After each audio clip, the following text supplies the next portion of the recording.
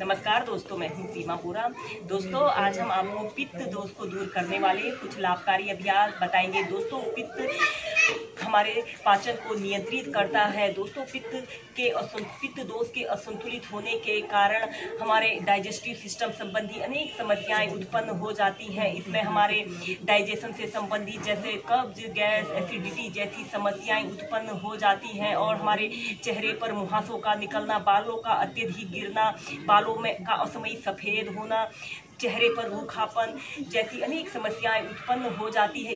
पित्त दोष के असंतुलन को दूर करने के लिए सबसे पहला अभ्यास हम करेंगे योग मुद्रासन। इसे करने के लिए आपने ऐसे ही पद्मासना पर बैठ जाना है। कमर गर्दन आपने अपनी बिल्कुल सीधी रखनी है। अपने दोनों हाथों को पीछे से ऐसे इंटरलॉक कर लेते हैं। लंबी गहरी श्वास अंदर भरनी होती है और श्वास छोड़ते हुए धीरे धीरे ऐसे आगे को झुक जाते हैं और अपने माथे को ऐसे जमीन पर स्पर्श करते हैं और अपने दोनों हाथों को पीछे से ऐसे ऊपर को उठा लेते हैं। एक आरामदायक अवधि के लिए 30 सेकंड ऐसे ही होल्ड करके रखें। फिर धीरे धीरे श्वास अंदर भरते हुए ऐसे प्राइमरी स्टेज में आ जाते हैं। दोस्तों, पित्त दोष के असंतुलन को दूर करने के लिए हम नेक्स्ट अभ्यास करेंगे पश्चिमोत्तानासन। इसे करने के लिए आपने ऐसे ही दंडासना पर बैठ जाना है। कमर गर्दन आपने अपनी बिल्कुल सीधी रखनी है। श्वास अंदर भरते हुए अपने दोनों हाथों को ऐसे ऊपर उठाना है और श्वास छोड़ते हुए धीरे धीरे ऐसे आगे को झुक जाते हैं और अपने सिर को ऐसे अपने घुटने पर लगाने का प्रयत्न करते हैं। एक आरामदायक अवधि के लिए 30 सेकंड से लेकर 2 मिनट तक ऐसे ही होल्ड करके रखें।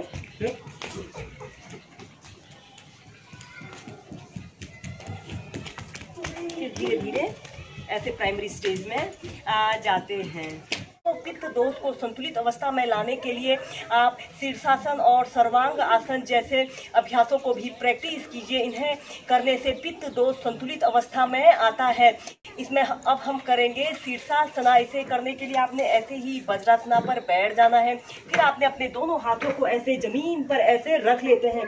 फिर अपने सिर को ऐसे जमीन पर ऐसे रखते हुए धीरे धीरे ऐसे अपने घुटनों को ऐसे सीधा करते हुए अर्ध शीर्षासना की पोजीशन में आते हैं।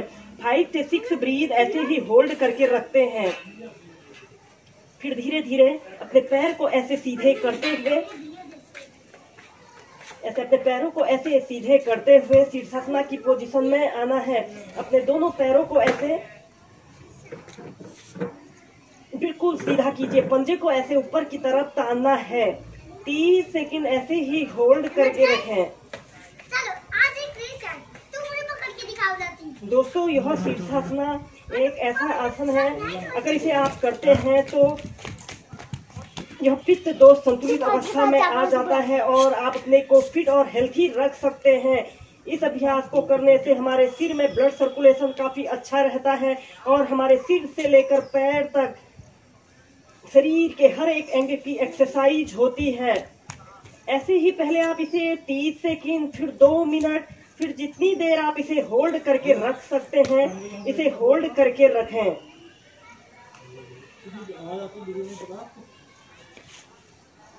दोस्तों, स्टार्टिंग में इसे करना थोड़ा कठिन रहता है, लेकिन अगर आप इसे नियमित प्रैक्टिस करते हैं तो इसमें आप आसानी से बैलेंस बना सकते हैं और अनेक रोगों को दूर कर सकते हैं।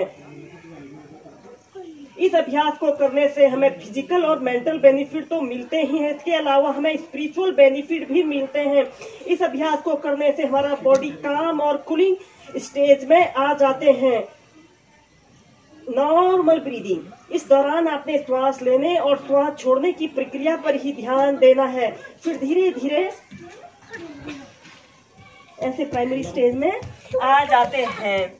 पित्त दोष को संतुलित अवस्था में रखने के लिए हम नेक्स्ट अभ्यास करेंगे मूर्धासन योग। इसे करने के लिए भी हम ऐसे समस्थिति में सीधे खड़े हो जाते हैं। फिर आपने अपने पैरों में ऐसे 3 से 4 फीट का ऐसे स्पेस रख लेते हैं, या फिर आप अपनी फ्लेक्सिबिलिटी और स्ट्रेंथ के अनुसार जितना स्पेस रख सकते हैं उतना स्पेस आपने रख लेना है। आपके पैर ऐसे आगे की तरफ पैरेलल रहने चाहिए। फिर आपने अपने दोनों हाथों को ऐसे श्वास अंदर भरते हुए ऐसे ऊपर उठाते हैं, या फिर आप अपने दोनों हाथों को पीछे से ऐसे इंटरलॉक कर लेते हैं।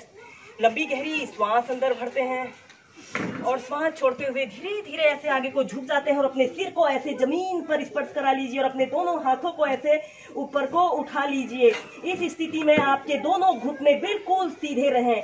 एक आरामदायक अवधि के लिए 30 सेकंड से लेकर 2 मिनट तक ऐसे ही होल्ड करके रखें। दोस्तों, पित्त दोष के असंतुलित होने से शरीर में गर्मी बढ़ने लगती है और गर्मी से होने वाले रोग उत्पन्न होने लगते हैं और इसके बढ़ जाने से एसिड रिफ्लक्स की समस्या, ulcer, peptic ulcer, colitis, ulcerative colitis जैसी अनेक कॉम्प्लिकेशंस का सामना करना पड़ता है। ऐसे ही इस मूर्धासन को आप 3 से 4 बार होल्ड करके प्रैक्टिस कीजिए। फिर धीरे धीरे ऐसे प्राइमरी स्टेज में आ जाते हैं। दोस्तों, इन योगाभ्यासों के अलावा आप कपालभाति प्राणायाम, अनुलोम विलोम प्राणायाम, शीतली और शीतकारी प्राणायाम को भी नित्य प्रति 15 से 20 मिनट अपनी दिनचर्या में शामिल कीजिए। दोस्तों, इन अभ्यासों और प्राणायामों की नियमित प्रैक्टिस करने से पित्त दोष की समस्या को आप दूर कर सकते हैं और स्वस्थ जीवन जी सकते हैं।